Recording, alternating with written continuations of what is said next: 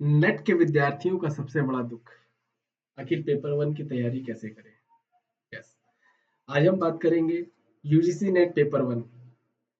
Paper one की तैयारी कैसे करें, इससे पहले हमको पेपर वन के सिलेबस को समझना बहुत ज्यादा जरूरी है, या कि उसका सिलेबस क्या है, उस सिलेबस में दिया क्या है।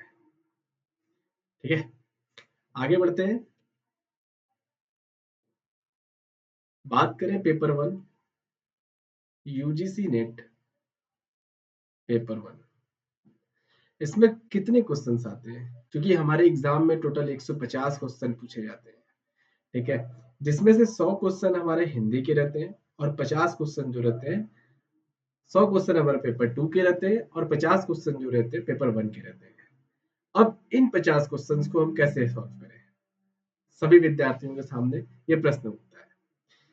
तो जब 50 क्वेश्चंस है और कुल कितने यूनिट्स होते हैं, इसमें 10 यूनिट्स टोटल होते हैं। लगभग हर यूनिट से 5-5 क्वेश्चंस पूछे जाते हैं। कभी कदार किसी यूनिट से 6 हो जाते हैं, कभी 7 हो जाते हैं, कभी 4 हो जाते हैं। ऐसा भी बहुत बार देखा गया है। अब पेपर वन के सिलेबस को अगर हम गौर से देखें, तो उसमें हमारे कौन कौन से यूनिट्स आते हैं, उसको देखना और समझना बहुत ज्यादा जरूरी है, क्योंकि सिलेबस के अकॉर्डिंग ही हम इस पेपर वन को कंप्लीट कर सकते हैं। ठीक, और इसमें सबसे बड़ी जिसकी भूमिका होती है, पीवाईक्यू। पीवाईक्यू के माध्यम से हम पेपर वन को बहुत आसानी से सॉल्व कर सकते हैं। तो यूनिट वन पे बात करें, शिक्षण अभिवृत्ति, जिसे हम टीचिंग एप्टीट्यूड भी कहते हैं। अब यूनिट वन में हमारे केवल टीचिंग एप्टीट्यूड लिख करके नहीं छोड़ा है, उसमें हमारे उसको बहुत सारे उप विभागों में बांटा हुआ है, जैसे शिक्षण की अवधारणा, उद्देश्य, शिक्षण का स्तर, स्मरण शक्ति, समझ, विचारात्मक विशेषताएं और मूल अपेक्षाएं। दूसरा जो हमारा है, शिक्षार्थी की विशेषताएं, किशोर वयस्क शिक्षार्थी की अपेक्षाएं, शैक्षिक, सामाजिक, भावनात्मक और संज्ञानात्मक, व्यक्तिगत भिन्नताएं। ये 2 यूनिट। और फिर इसके बाद देखते हैं शिक्षण प्रभाव तत्व कौन कौन से हैं। आखिर शिक्षण को, मतलब टीचिंग को प्रभावित करने वाले, इफेक्ट डालने वाले कौन कौन से वो तत्व हैं। उसमें हमारे शिक्षा, सहायक सामग्री, संस्थान सुविधाएं, शैक्षणिक वातावरण, और उसी के साथ साथ हमारा उच्च शिक्षा संस्थानों में शिक्षण की पद्धति क्या है, मतलब वो टेक्निक क्या है, कैसे पढ़ाते हैं लोग। उसमें अध्यापक केंद्रित है, अध्यापक केंद्रित बनाम शिक्षार्थी केंद्रित पद्धति, ऑफलाइन बनाम ऑनलाइन। जैसे इसमें स्वयं, स्वयं प्रभा, मूक्स, देखो कितना डिफाइन दिया हुआ है, इसमें विस्तार से बताया हुआ है। आखिर हम क्वेश्चन कहाँ से पूछेंगे, यूजीसी नेट ने पेपर वन के लिए बता दिया है कि हम यहाँ से क्वेश्चन पूछेंगे। स्वयं, स्वयं हमेशा क्वेश्चन पूछता है। अगर आप पीवाईक्यू से होकर के गुजरेंगे तो देखेंगे इससे संबंधित क्वेश्चन हमारे भरे पड़े हुए हैं। अब इसी के आगे बढ़ते, शिक्षण सहायक प्रणाली, परंपरागत और आधुनिक, आईसीटी आधारित। कौन कौन से आईसीटी आधारित हमारी प्रणालियां हैं, उनसे संबंधित भी हमारे बहुत सारे क्वेश्चन हैं। मूल्यांकन प्रणाली, जैसे इवेल्युएशन हम किसमें कैसे देखते हैं, जैसे मूल्यांकन के तत्व, प्रकार, उच्च शिक्षा में विकल्प आधारित क्रेडिट प्रणाली मूल्यांकन, उच्च शिक्षा में विकल्प आधारित क्रेडिट प्रणाली मूल्यांकन, कंप्यूटर आधारित परीक्षा मूल्यांकन पद्धति के नवाचार। तो ये यूनिट वन अगर हम देखते हैं, तो इसमें हमारे जो टीचिंग एप्टीट्यूड में, उसमें कितना विस्तार से दिया हुआ है। ये नहीं है कि केवल टीचिंग एप्टीट्यूड बोल के छोड़ दिया है।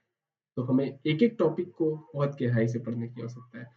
पूछेगा 5 ही क्वेश्चन, इससे ज्यादा नहीं पूछेगा, या फिर 6 हो जाएगा। बट इस यूनिट से हम नंबर अच्छे खासे गेन कर सकते हैं। 4 से 5 क्वेश्चन हमारा सही हो सकता है अगर 6 क्वेश्चन पूछता है तो। ठीक, अब आगे बढ़ते हैं यूनिट टू पर। यूनिट टू जो हमारा है, रिसर्च एप्टीट्यूड। रिसर्च एप्टीट्यूड तो रिसर्च से रिलेटेड है। अब ऐसा नहीं कि रिसर्च बोल करके छोड़ दिया है, बल्कि इसमें शोध, शोध का अर्थ, प्रकार, विशेषता, प्रत्यक्षवाद एवं उत्तर, प्रत्यक्षवाद शोध के उपाय, शोध पद्धतियां में प्रयोगात्मक, विचार, विवरणात्मक, ऐतिहासिक, गुणात्मक, वास्तविक। बहुत important, most important, most important. यहाँ से हमेशा क्वेश्चन पूछा जाता है, इस बार पूछे चाहे अगली बार पूछे, हमेशा क्वेश्चन पूछे जाते हैं। शोध के चरण क्या क्या है, शोध प्रबंध एवं आलेख लेखन, फॉर्मेट एवं संदर्भ शैली। शोध में आईसीटी, आईसीटी, आईसीटी का प्रयोग, अनुप्रयोग, शैक्षिक शोध नैतिकता, रिसर्च एथिकल। ठीक, ये हमारे शोध रिसर्च के टॉपिक में हमारे ये उपवर्ग बांटे हुए हैं और ये बहुत विस्तार से है। हम इसके आधार पे पढ़ेंगे तो आसानी से हमारा कोई भी यूनिट कंप्लीट होगा। अब बात करते हैं तीसरी यूनिट पे, बोध जिसे कॉम्प्रिहेंशन, जिसमें 5 क्वेश्चन अनिवार्यतः होते हैं और इसमें से हमारा सभी क्वेश्चन सही हो सकते हैं। सभी क्वेश्चन, जैसे एक गद्यांश दिया जाएगा, उस गद्यांश को पढ़ करके उसमें हल करना होगा। मतलब अगर इतना बड़ा एक गद्यांश है और ये 5 क्वेश्चन ऐसे ऐसे दिए जाएंगे, अब इसको पढ़ के हम इसको हल करना है। ये तो बहुत सिंपल है, पहले भी क्या करते थे हम। तो इकाई 3 इसी से संबंधित है, मतलब यूनिट 1, यूनिट 2, यूनिट 3 देखा। अब बात करें यूनिट 4। यूनिट 4 जो हमारा संप्रेषण, जिसे कम्युनिकेशन कहते हैं। अब इसमें भी हमारे उपवर्ग बटे हुए हैं, जैसे संप्रेषण, संप्रेषण का अर्थ, प्रकार, अभिलक्षण, प्रभावी संप्रेषण, वाचिक, गैर वाचिक, अंतर सांस्कृतिक और सामूहिक संप्रेषण, कक्षा संप्रेषण। इसमें आता है एक प्रभावी संप्रेषण की बाध्यता है, मतलब कौन कौन सी नॉइजेस है, समस्याएं क्या क्या आती है। जन मीडिया, मास कम्युनिकेशन से भी रिलेटेड है। ये भी बहुत मतलब सिंपल ही है, इसको भी पीवाईक्यू के थ्रू अगर हम कंप्लीट करें तो आराम से हो जाएगा। पीवाईक्यू हर एक पे अगर 100 भी लगा लेते हैं, जैसे इसके अगर 100 क्वेश्चन हमने सॉल्व कर लिए तो 4 क्वेश्चन तो सही होना निश्चित है। ओके, अब आगे बढ़ते हैं यूनिट 5। यूनिट 5 गणितीय तर्क एवं और अभिवृद्धि। इसमें तर्क के प्रकार, संख्या श्रेणी, अक्षर कूट संबंध और गणितीय अभिवृद्धि, अंत समय। ये तो मैथ से रिलेटेड है। इसमें बहुत लोगों का मैथ्स वीक होता है, किसी का मैथ्स मजबूत होता है, तो थोड़ा सा मेहनत करने की इस पे जरूरत है, बहुत ज्यादा इस पे वर्क करने की आवश्यकता नहीं है। अगर आपका वीक है तो समय वहीं पे हमें गंवाना है जहाँ पे रिस्पॉन्स अच्छा मिले। ओके, अब बात करते हैं यूनिट 6, युक्ति तर्क। इसमें युक्ति तर्क में हमारे जैसे कि इसमें हम भारतीय तर्कों को पढ़ते हैं और पाश्चात्य तर्कों को पढ़ते हैं। इसमें हमारा जो उपवर्ग दिया हुआ है, युक्ति के ढांचे का बोध हो गया। युक्ति के प्रकार, निगमनात्मक, आगमनात्मक। हम जानते हैं 2 प्रकार की युक्तियां होती है, एक डिडक्टिव इंडक्टिव होता है, निगमात्मक और आगमनात्मक। अनुरूपता है, वेड़ आरेख, भारतीय तर्कशास्त्र, प्रमाण, प्रत्यक्ष, अनुमान, उपमान, शब्द अर्थ, प्रत्यय, उपलब्धि, ये सब है इसमें युक्ति तर्क में। और अनुमान की संरचना, प्रकार, व्याप्ति, हेतुवाद। ये भी अगर यूनिट हम अच्छे से पढ़ करके और पढ़ने के बाद पीवाईक्यू सॉल्व करते हैं तो इससे भी हमारे 4 क्वेश्चंस बन सकते हैं। ठीक, अब यूनिट 7 की बात करते हैं, आंकड़ों की व्याख्या। ये डीआई है। डीआई भी कुछ लोगों का मतलब वीक होता है, किसी किसी का स्ट्रांग होता है। जिसका वीक होता है वो एक डीआई डेली लगा कर इसको कर सकता है, और जिसका स्ट्रांग होता है वो तो तब फिर तो माहिर ही है। इसमें है आंकड़ों का स्रोत, प्राप्ति, वर्गीकरण, गुणात्मक, मात्रात्मक आंकड़े, चित्र, ये सारी चीजें इसमें दिए हुए हैं। मतलब पीवाईक्यू अगर आप देखेंगे तो ज्यादा ये डीआई का पोर्शन समझ में आएगा, क्योंकि इस तरीके से आप पढ़ेंगे तो आपको समझ में आएगा। ओके, अब आगे बढ़ते हैं यूनिट 8, 9 और 10। यूनिट 8 सूचना और संचार प्रौद्योगिकी, आईसीटी, जिसकी हम बात करते हैं। देखो इस पे एक यूनिट ही दिया हुआ है आईसीटी का। इसमें आईसीटी की सामान्य संक्षिप्त शब्दावलियां, इंटरनेट, इंट्रानेट, ईमेल, ध्वनि सेवा, कॉन्फ्रेंसिंग की मूलभूत बातें, उच्च शिक्षा में डिजिटल पढ़े, आईसीटी की सुशासन, आईसीटी, आईसीटी और सुशासन। ठीक, ये इकाई है जो कि हमारा सूचना और संचार प्रौद्योगिकी से संबंधित है, इंफॉर्मेशन एंड कम्युनिकेशन टेक्नोलॉजी। अब यूनिट 9, लोक विकास और पर्यावरण।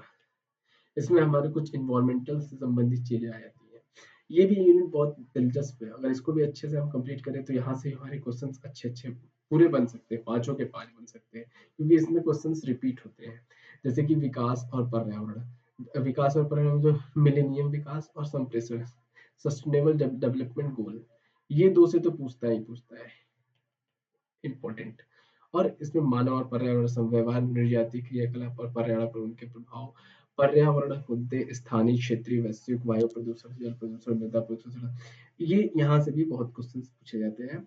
ध्वनि प्रदूषण, अपशिष्ट, ठोस, तरल, वायु, ये सब हमारे किसमें इन्वायरमेंट से संबंधित है, परिवर्तन और इसके राजनीतिक है।